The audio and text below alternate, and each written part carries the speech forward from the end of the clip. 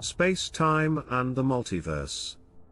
Emergence theory from quantum gravity research weaves together quantum mechanics, general relativity, special relativity, the Standard Model and other mainstream physics theories into a complete fundamental picture of a discretized, self-actualizing universe.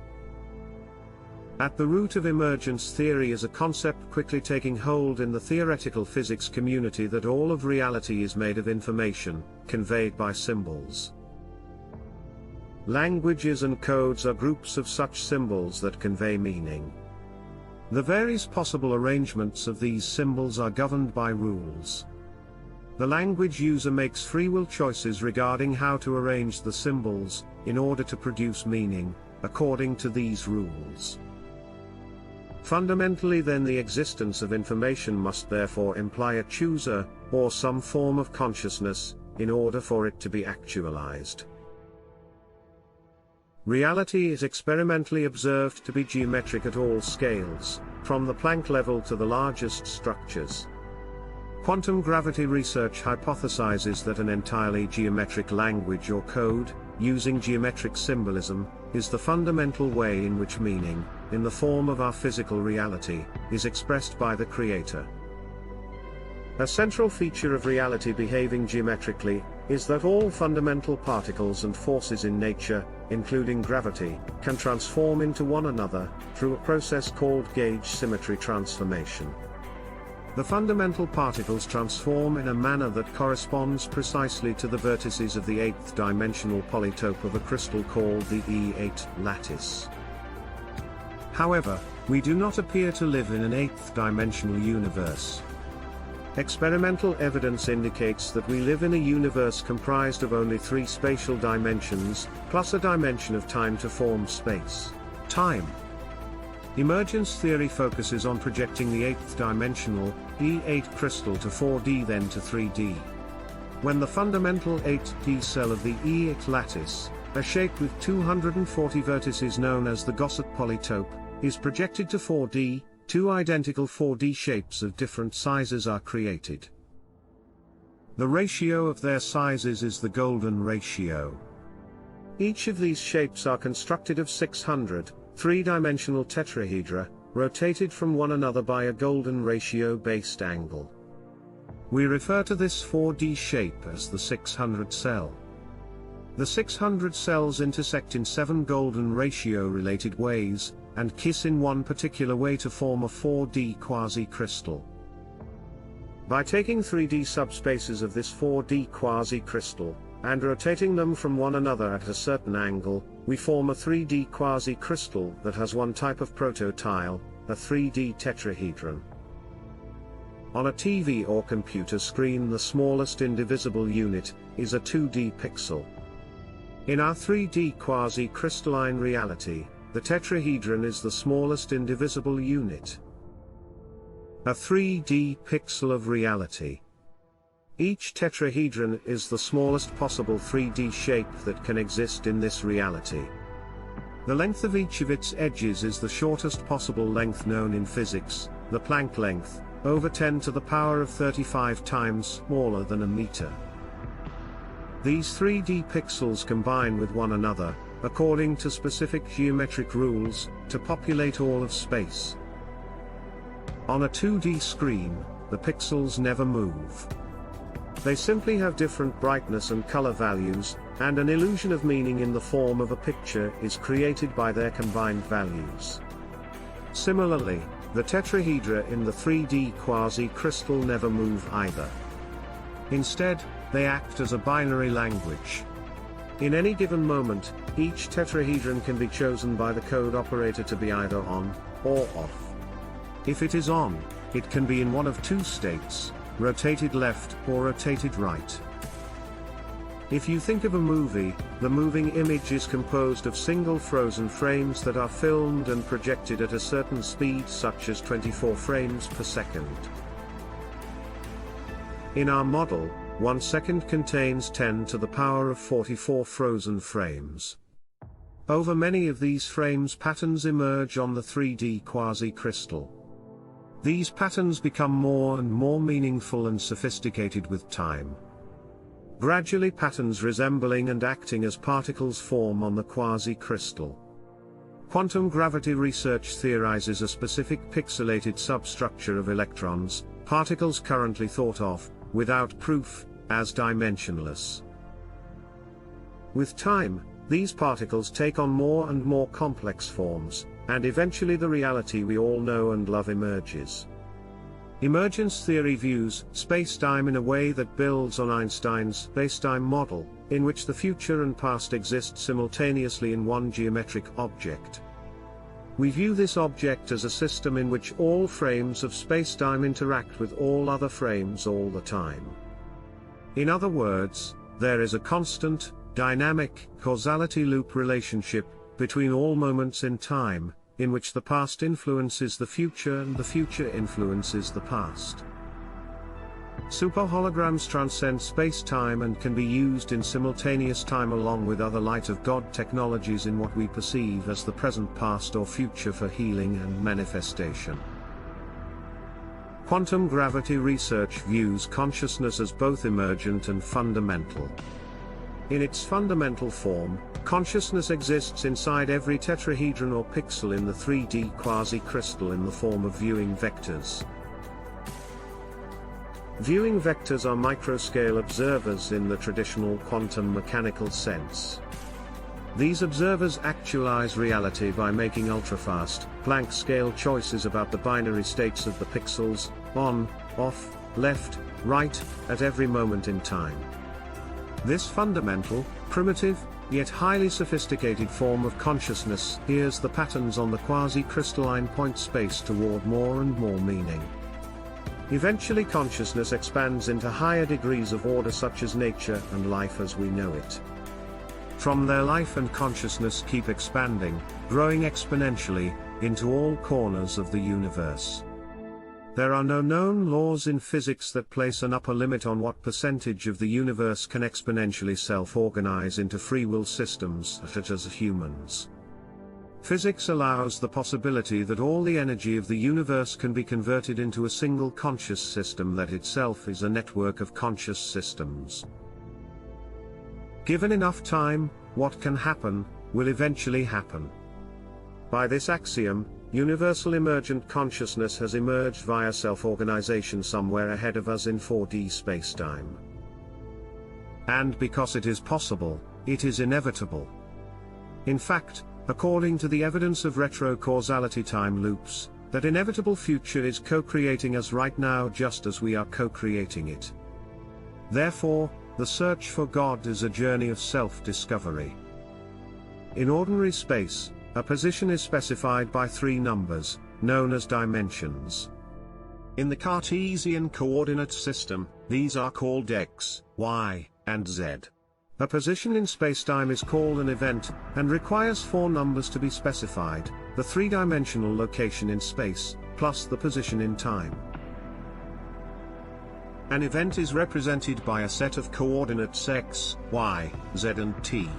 Space-time is thus four-dimensional.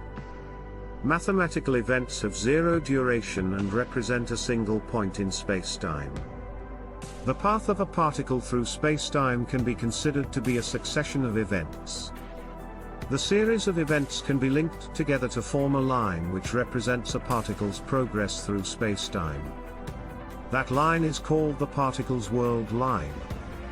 Mathematically, space-time is a manifold, which is to say, it appears locally flat near each point in the same way that, at small enough scales, a globe appears flat. A scale factor, conventionally called the speed of light, relates distances measured in space with distances measured in time. The magnitude of this scale factor, nearly 300,000 kilometers or 190,000 miles in space, being equivalent to 1 second in time, along with the fact that spacetime is a manifold, implies that at ordinary non-relativistic speeds and at ordinary human-scale distances, there is little that humans might observe which is noticeably different from what they might observe if the world were Euclidean. It was only with the advent of sensitive scientific measurements in the mid-1800s, such as the Fizeau experiment, and the Michelson-Morley experiment, that puzzling discrepancies began to be noted between observation versus predictions based on the implicit assumption of Euclidean space. In four-dimensional spacetime, the analog to distance is the interval. Although time comes in as a fourth dimension, it is treated differently than the spatial dimensions. Minkowski space hence differs in important respects from four-dimensional Euclidean space.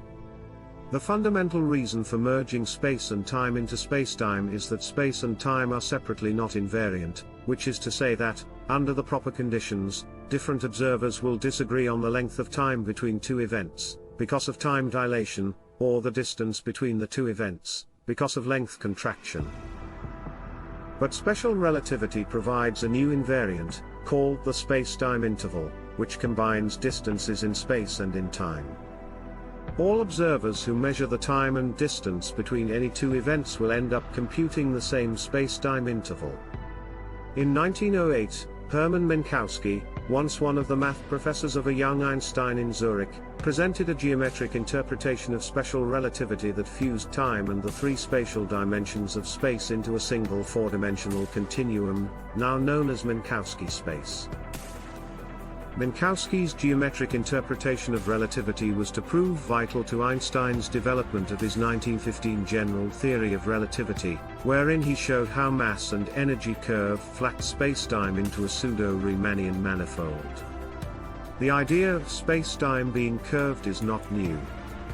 It was first proposed by Albert Einstein in 1915. Einstein stated that if the fabric of spacetime can be curved, then an object will follow a curved path in this space. Einstein's theory of general relativity predicts that the presence of a mass causes a curvature in the fabric of space-time. This curvature is what we call gravity. There are two types of spacetime curvature, positive and negative curvature. With positive curvature, the spacetime continuum bends in on itself like an infinite cylinder or sphere with a finite radius. With negative curvature, the spacetime continuum curves outward like the surface of an infinite saddle or hyperbolic paraboloid, a three-dimensional shape where one side looks like an upside-down U. In cosmology, dark matter particles are hypothetical particles that interact gravitationally with visible matter, but do not emit or absorb light or other electromagnetic radiation. They are one of the leading explanations for the missing mass in our universe. Special relativity is a theory that was developed by Albert Einstein in 1905 and that deals with the relationship between space and time. It is a theory of physics based on two postulates. The first postulate states that the laws of physics are the same for all observers, no matter how they are moving. The second postulate states that the speed of light in a vacuum has the same value for all observers, regardless of their relative motion or velocity. In special relativity, time does not flow at an absolute rate. Instead, time flows at different rates depending on an observer's velocity relative to another observer.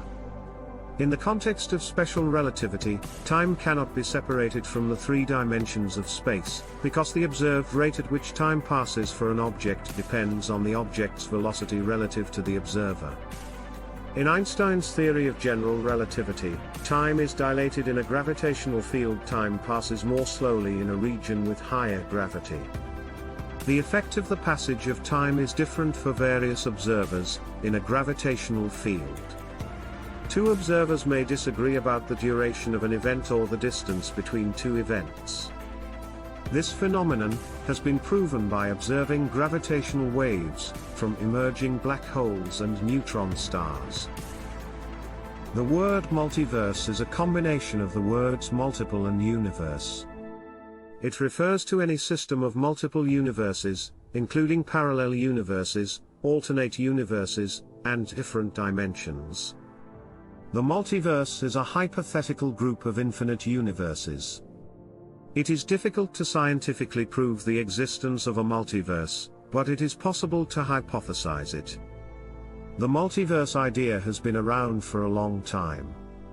Ancient philosophers like Plato and Aristotle talked about it in their writings. But it wasn't until the 20th century that physicists began to look more closely at the possibility of other universes. The theory of the multiverse was proposed in 1917 by Albert Einstein and Nathan Rosen as an explanation for why quantum mechanics predicts probabilities rather than certainties. A parallel universe is a hypothetical universe that shares some aspects with our own, but which may differ in others. Parallel universes are often used in science fiction and fantasy stories as settings for their plots, such as alternate histories or futures. There are many sources of evidence for the multiverse theory. One of the main arguments for this theory is that it helps to explain why we can observe only a finite region of space and time, and not an infinite one. One way in which this evidence is presented is by looking at quantum mechanics and its implications on our observations.